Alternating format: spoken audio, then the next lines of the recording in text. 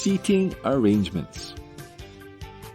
Setting up a classroom with cooperative learning in mind is also important.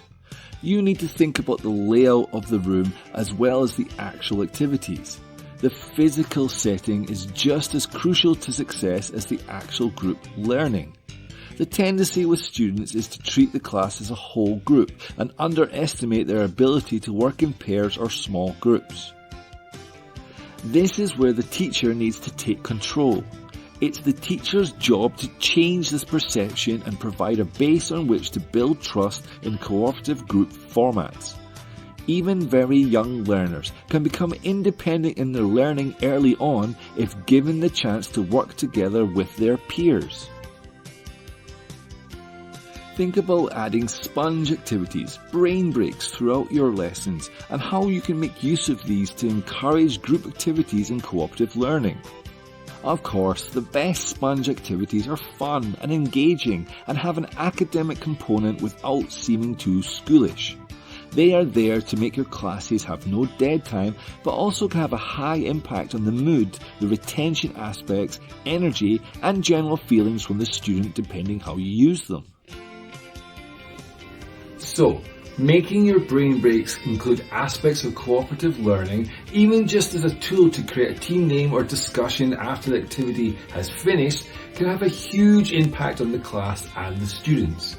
Have a think about how you can adapt simple team-based games and have aspects of cooperative learning before, during, and at the end.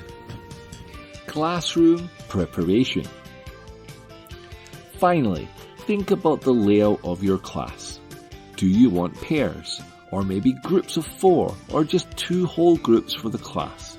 Think about which students work well together, and which students are weak and maybe could use a little support from peer-to-peer learning for the more clever students. Does your class prefer boys versus girls, or are they more effective and better behaved if you mix them up? Take some time to consider your class layout for each individual class and you will find cooperative learning activities work much easier and will flow seamlessly into your lesson plans. Here is an example of a very popular cooperative learning activity. This is called Jigsaw.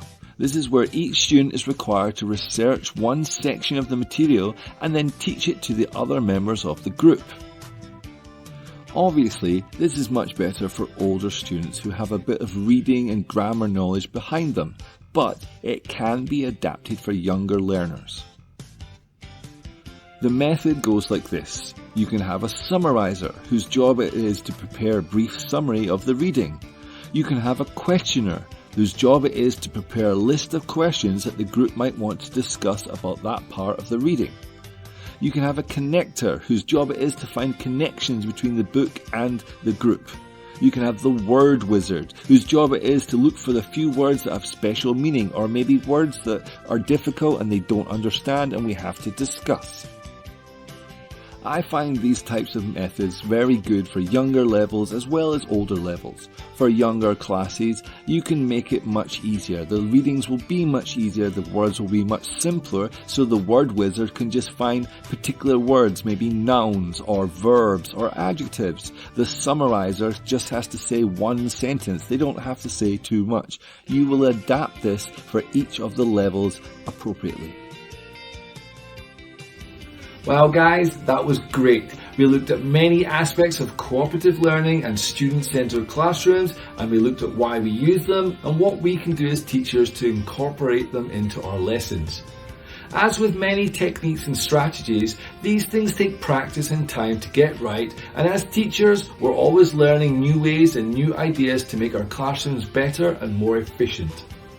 I hope you'll give these methods a try, and in time you can develop your own variations to make cooperative learning work for your classes.